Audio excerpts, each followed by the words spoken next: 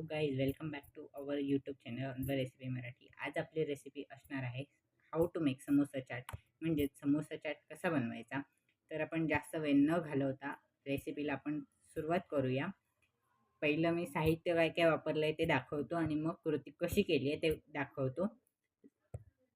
So let's go in 3, 2 and 1. Let's गो.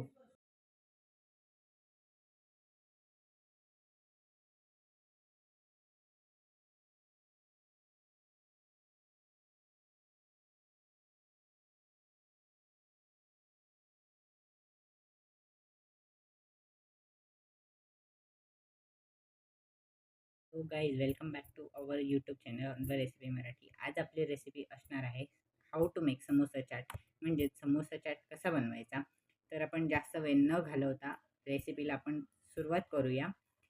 पहिलं मी साहित्य काय काय वापरलं आहे ते दाखवतो आणि मग कृती कशी केली आहे ते दाखवतो. So let's go in 3, 2 and 1. Let's गो.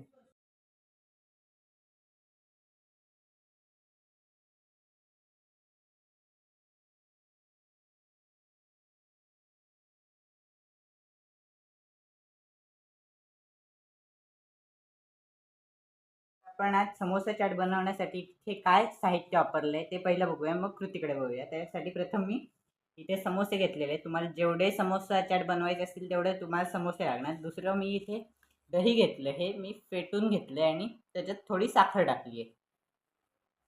जितकं दही आंबट असेल तेवढे तुम्हाला थोड्या प्रमाणात साखर टाकावी लागणार. इकडे पाणीपुरीला आपण ज्या 2 चटण्या वापरतो, एक गोड चटणी एक तिखट चटणी, त्या दोन्ही घेतलेल्या आहेत आणि इथे एक बुंदी घेतलेली आहे.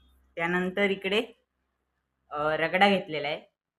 इतकं आपलं साहित्य आलेलं आहे. आता आपण कृतीकडे वळूयात. तर आपण पहिले 2 समोसे घेऊयात. हे बघा, अशा प्रकारे समोसे मी घेतलेले आहेत. माझी प्लेट लहान असल्यामुळे एकच समोसा मावतो, एकाच मी दाखवतो. फक्त थोडं मोडून घ्यायचं म्हणजे पूर्ण आत दही आणि व्यवस्थित लागतं. दही चटणी. त्यासाठी समोसा मोडून घेतला की आपण जे दही घेतलेलं आहे ते मी इथे फेटून मस्तपैकी घेतलेले, हे बघू शकता तुम्ही. तेच आता मी समोस्यावर घालतोय. हे बघा, तुम्हाला जेवढं दही हवं तेवढं घालायचं. हे बघा, पहिलं थोडं घालायचं दही, त्यानंतर आपल्याला रगडा घालायचा आहे.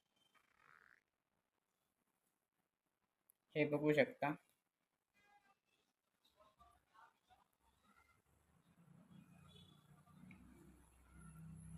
मी इकडे रगडा टाकून घेतो. तुम्हाला जेवढा रगडा हवा असेल तेवढा घालू शकता. थोडा मी इकडे जास्त घालून घेतो. बस, रगडा बाजूला ठेवला. आता परत दोन्ही चटण्या घालतो. तुम्हाला जेवढं तिखट हवं असेल तेवढं तुम्ही चटण्या ॲडजस्ट करून घेऊ शकता. हे बघा, ओसरून असं टाकूयात. ओके, आता परत आपल्याला दही ओतायचं आहे त्याच्यात थोड्या प्रमाणात. हे बघा, आता परत ह्याच्यात दोन्ही चटण्या.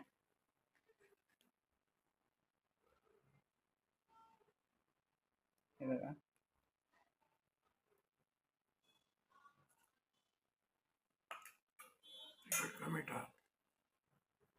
आता मी तिखट घालून घेतो.